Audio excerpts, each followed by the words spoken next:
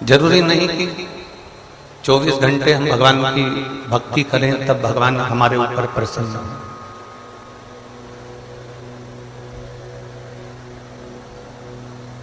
चौबीस घंटे में से अगर मात्र 5 मिनट भी, और लोग कहते हैं 5 मिनट, हम तो कहते हैं 1 मिनट, अगर आपने भगवान को याद किया 1 मिनट भी, अगर आप भगवान को स्मरण करें हैं 1 मिनट भी, अगर भगवान की अविरल भक्ति को धारण किया है मात्र 1 मिनट भी आप भगवान को याद किए हैं तो भगवान देवादिदेव महादेव 24 घंटे में से 1 मिनट भी अगर तुमने परमात्मा को याद किया है तो ये मानकर चलना कि तुम्हारा 24 घंटा शुद्ध निकलेगा, अच्छा निकलेगा और परमात्मा की शरणागति में।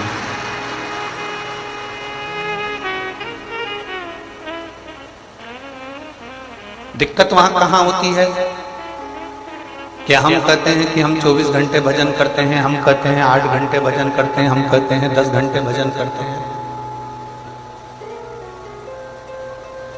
हम कहते हैं कि हमने 5 घंटा भजन करा, हमने 3 घंटा भजन करा, हमने 8 घंटा भजन करा। दिक्कत सबसे बड़ी खड़ी होती है कि आप कह रहे हो कि मैं 8 घंटे भजन करती हूँ, 3 घंटे करती हूँ, 4 घंटे करती हूँ, पर सही मायने में देखा जाए तो वो भजन नहीं है। घंटों तक माला पकड़कर अगर बैठ भी गए और तुम्हारी चित्त वृत्ति में परमात्मा नहीं है तो वो माला पकड़ना किस काम? हमने पहले एक बात कही थी, आपके स्मरण में होगी, हरियाणा की सभी दीदियों ने और मेरे जीजाओं ने सुना होगा। जितनी मेरी जीजियां बैठी हैं, जितने मेरे जीजा बैठे हैं, जितनी मेरी बेटियां बैठी हैं, बेटे बैठे हैं, मेरी माताएं बैठी हैं, इन्होंने सुना होगा। हमने कहा था कि पहले की शादी में और आज की शादी में बहुत अंतर है, बहुत अंतर। पहले जो शादी होती थी उसमें लड़की चाय की ट्रे लेकर आती थी, नीचे रखती थी, केवल लड़का लड़की को एक झलक देखता था, लड़की लड़के को एक झलक देखती थी, और चाय की ट्रे रखी, ना बात करी ना चित्त करी, दोनों की निगाह मिली, उसने उसको देखा, उसने उसको देखा, चाय रखकर लड़की अंदर चली गई। बोलो सही है? अरे बोलो तो जम के, सही है ना? केवल लड़की चाय की ट्रे लेकर निकली और उसने वो चाय की ट्रे वहां पर रख दी। उसको सुनवाओ आप, चाय की ट्रे उसको वहां रख दी। ना लड़की ने लड़के को बात करी, ना लड़के ने लड़की से बात, केवल चाय की ट्रे रखी, निगाह मिली और चल चल, बस निगाह मिल के और चल चल।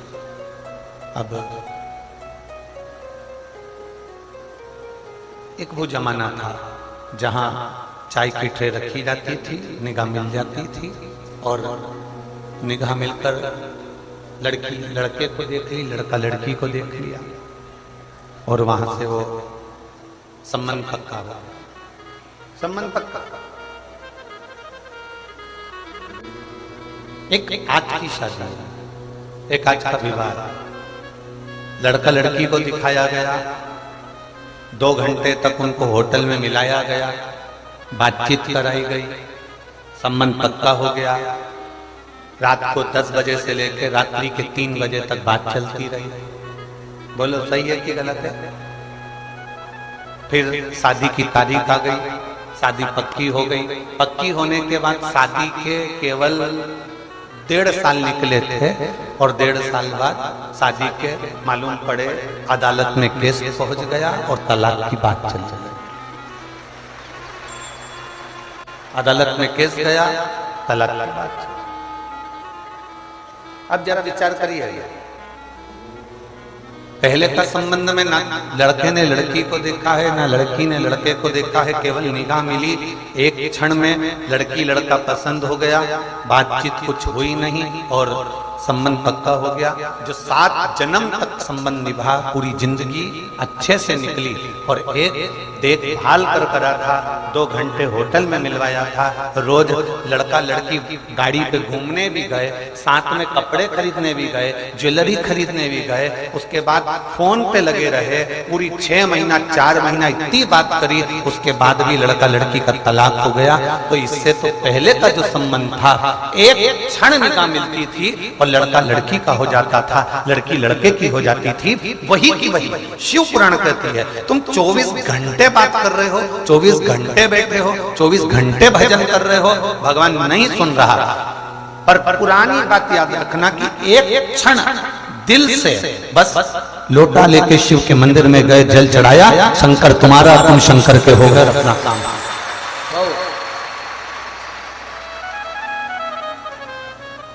वो एक क्षण का देखना, एक क्षण का सुनना, एक क्षण का स्मरण आपको सुख प्रदान करता है। केवल एक क्षण। वो एक लाइन आप लोग स्मरण करते हैं, ना जी भर के ना कोई बात की बड़ी याद झूठी मुलाकात। हम जीवन का देख पाए, ना हमारे स्मरण में आया, ना हमने देखा, ना हमने आपको देखा, और संबंध पक्का हो गया, वो निभ गए बहुत।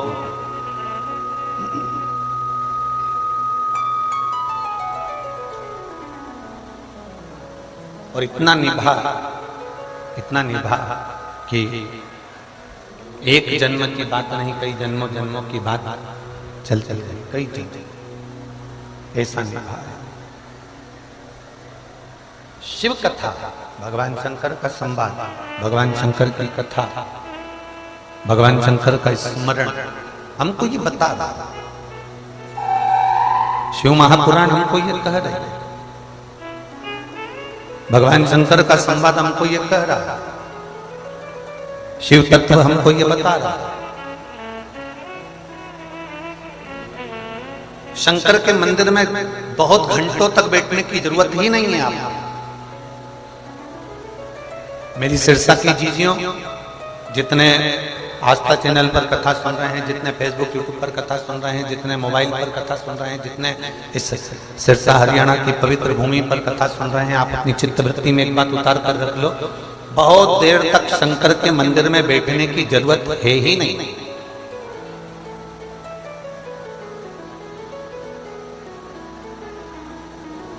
बहुत देर तक माला पकड़कर बैठने की जरूरत शंकर के मंदिर में आपको नहीं है। आप तो केवल भगवान शंकर के मंदिर में जाइए, एक लोटा जल चढ़ाइए, श्री शिवाय नमस्तुभ्यम, जम के बोलो जरा, श्री शिवाय नमस्तुभ्यम। एक लोटा जल चढ़ाया, श्री शिवाय नमस्तुभ्यम, तुमने दिल से बाबा से प्रार्थना कर ली, बाबा से कह दिया, नंदीश्वर के कानों में अपने वचन को कह दिया, और वहां से आप चल दिए, वहां से आप निकल गए,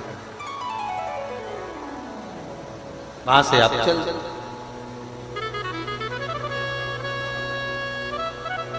बस बहुत है। लोग कहते हैं हमारे पास में ज्यादा समय नहीं रहता गुरुजी। हमने एक बार किसी से पूछा कि आज तो मंदिर नहीं गए लोटा भर के जल चढ़ाने के लिए। किसी ने कहा गुरुजी बहुत ठंड पड़ रही है, अब इतनी तेज ठंड पड़ रही है तो मंदिर कैसे जाए। हमने कहा ठीक है,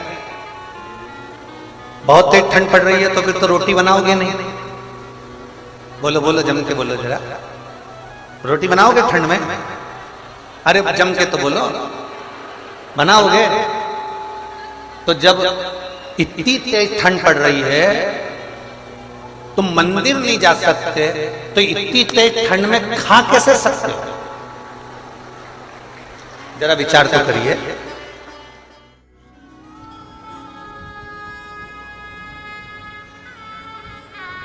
खाली नहीं उठते हम कुछ ना कुछ लेकर उठते।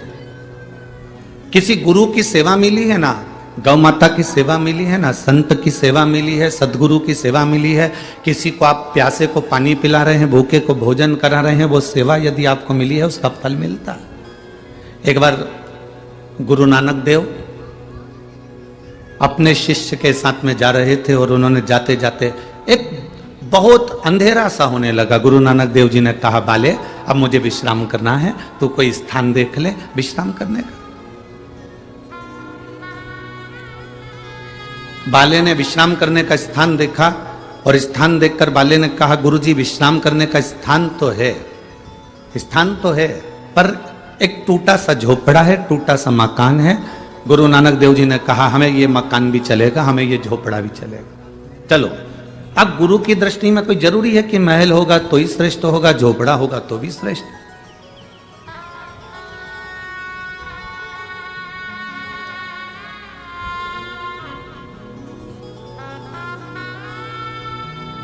बड़ा महल हो उसमें ज्यादा भजन होता है, या छोटा झोपड़ा हो उसमें ज्यादा भजन होता है। ये झोपड़े और महल से मतलब नहीं होता, उसमें रहने वाले जो जीव हैं, उसमें रहने वाले जो व्यक्ति हैं, उसमें रहने वाले जो परिवार के लोग हैं, उनसे मालूम पड़ता है कि रहने पर भजन कितना हो रहा है, रहने पर कीर्तन कितना हो रहा है।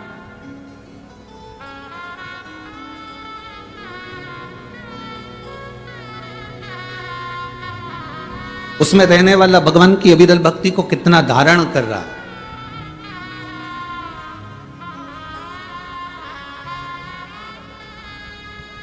राजा भैया जायसवाल जी, हम एक बात कहना चाहेंगे। हम बहुत सारी कथा करते करते वनी पहुंच गए, पर एक सत्यता का विषय है। हम सुबह सुबह मॉर्निंग वॉक करने के लिए उठते हैं, तो ऐसा कहीं नहीं कि कहीं नहीं उठते, सब जगह उठते हैं, पर हम उठकर पूरी मॉर्निंग वॉक कर लेते हैं, भगवान का भजन कर लेते हैं, कीर्तन कर लेते हैं, मंत्र जाप कर लेते हैं, अपने कमरे में पहुंच जाते हैं, तब तक कोई जजमान या जजमान पत्नी नहीं उठ पाते। पर आपके यहाँ ठहरे पहले दिन से देख रहे हैं कि हम उठते हैं, उसके पहले आप लोग उठकर झाड़ू भी लग जाती है, रंगोली भी डल जाती है और दिया भी लग जाता है।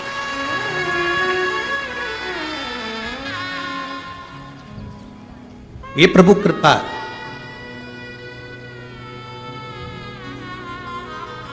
एक ये राजकुमार जी जायसवाल जी का घर देखा, और एक छत्तीसगढ़ में हम कथा करने गए थे, वहां पर भी एक जायसवाल परिवार ने कथा कराई।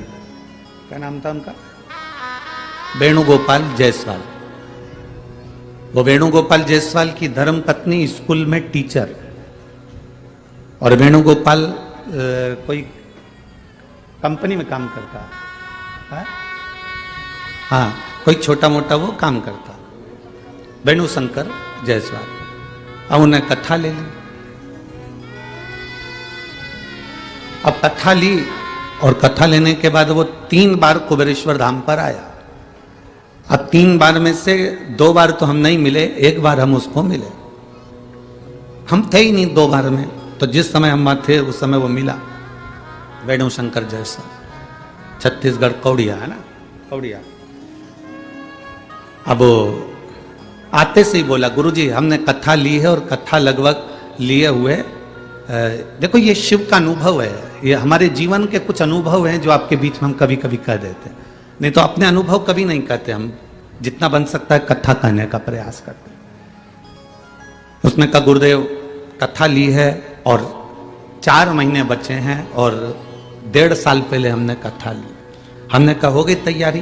कहने लगा, गुरुदेव पत्नी टीचर है और मैं एक जगह पर काम करता हूँ, साधारण सा मेरा परिवार।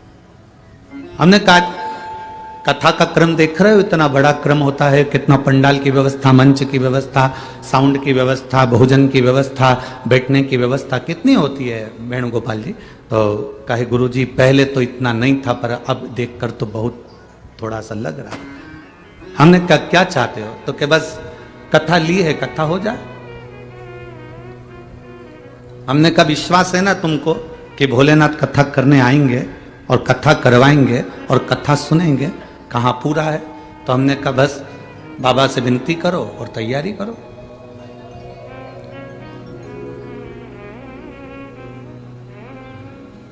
गए।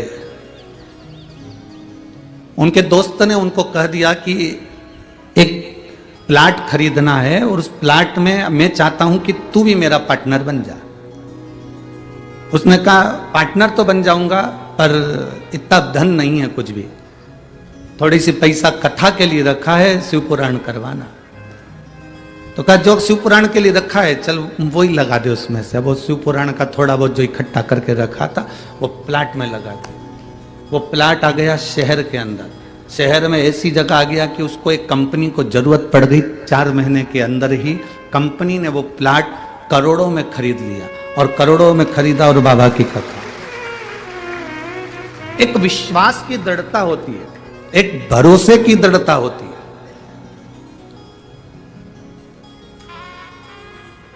आज किसी से भी पूछा जाए कि वेणुगोपाल जी क्या काम करते हैं तो लोग कह देते हैं साहब उन्होंने एक शंकर का मंदिर बनवा दिया, उन्होंने एक धर्मशाला का निर्माण प्रारंभ करवा दिया और प्रॉपर्टी का इतना बड़ा व्यापारी हो गया कि शहर में, छत्तीसगढ़ के उन शहरों में उसका आज तक नाम और वर्चस्व में चल रहा।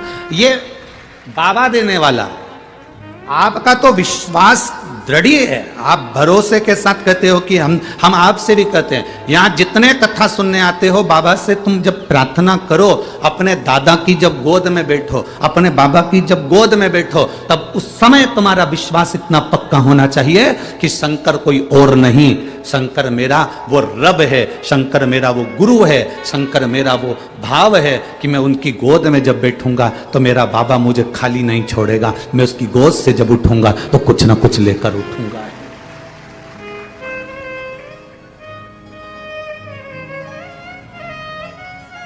एक महिला यहां पर बैठी है जिसको डॉक्टर ने भी नीचे बैठने का मना कर दिया था। पांव में तकलीफ थी, घुटने में तकलीफ थी, कमर में तकलीफ थी, गैप था और डॉक्टर ने कह दिया था कि तुम नीचे कभी नहीं बैठ पाओगे।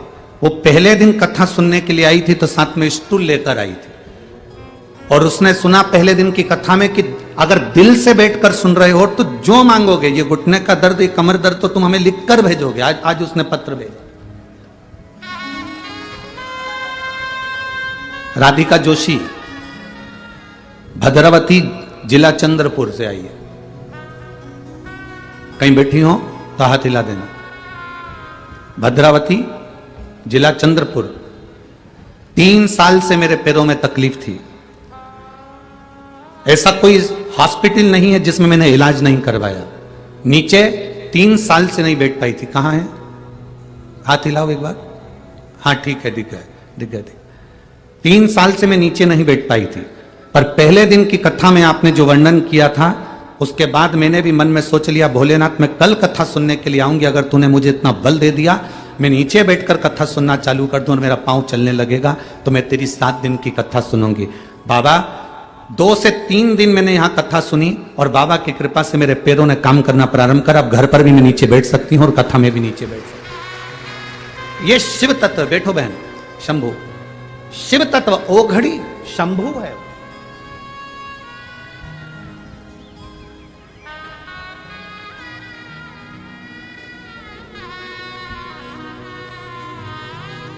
आप जब उसकी शरणागति में जाएं तो आपके भीतर अलग एक ऊर्जा होना चाहिए, एक ऊर्जा।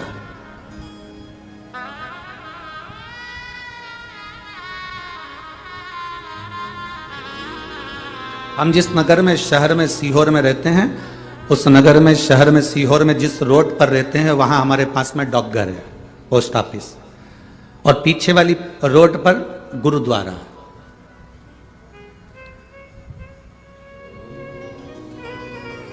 अब जब भी कोई गुरुद्वारे का दर्शन करने के लिए या वहां से जो भी प्रसाद लेकर हलवे का निकलता, और हम भी वहां जाते गुरुद्वारे दर्शन करने के लिए, और जब भी कोई, हम जब नहीं पहुंच पाते, कोई निकलता तो हलवे का प्रसाद हमको दे जाता। अब जितने गुरुद्वारे से आने वाले हम उनसे एक ही बात कहते हैं, दादाजी से मिलिए आए?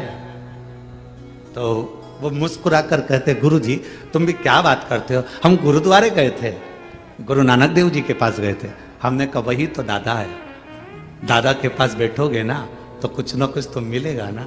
जैसे हमको हलवा मिल जाता है, प्रसाद मिल जाता है, उसी तरह जब हम शिव के पास बैठते हैं, हम औघड़ी के पास बैठते हैं, हम किसी सदगुरु के पास बैठते हैं, हम किसी संत के पास बैठते हैं, तो हम खाली नहीं उठते। अगर किसी गुरु के पास में भी आप, भले गुरु ने तुमको प्रसाद नहीं दिया, भले गुरु ने तुमको कुछ नहीं दिया, भले गुरु ने तुमको एक शाल तक नहीं उड़ाया, एक माला तक नहीं दी, एक तुलसी का पत्ता पत्ता भी नहीं दिया, एक रुद्राक्ष भी नहीं दिया, भले गुरु ने तुमको कुछ नहीं दिया, पर तुम गुरु के पास जाकर बैठे हो, मतलब तुम्हें कुछ ना कुछ, तुम चले भी गए तो मिलेगा। गुरु नानक देव जी ने कहा पता करो मुझे यहाँ विश्राम करना है। बाले ने पता करा, सामने एक झोपड़ी है, झोपड़ी में एक माता रहती है, वो माता के घर में अपन रुक सकते हैं, पर दिक्कत केवल इतनी सी है कि माता के घर में इतनी जगह नहीं है। मत होने दो, अपने को क्या करना है, थोड़ी सी जगह में रुकना, रुकने की तैयारी करो। झोपड़े में गुरु नानक देव जी रुके, झोपड़े में रुके, और झोपड़े में गुरु नानक देव जी रुककर जब वापिस चले, झोपड़े में रुककर जब गुरु नानक देव जी वापिस चले, जाने के बाद गुरु नानक देव जी से बाले ने कहा आप इसको कुछ दोगे नहीं? गुरु नानक देव जी ने कहा रुक गए, प्रसाद पा लिया, बस चलो। अरे आप इतने बड़े गुरु हो, आप कुछ दोगे नहीं? गुरु नानक देव जी ने कहा बाले तू चल रहा है कि मैं जाऊं? गुरु नानक देव जी भगवान का राम नाम स्मरण कर बस चलते रहे, आगे बढ़े। 4 साल तक गुरु नानक देव जी उस गांव में नहीं गए।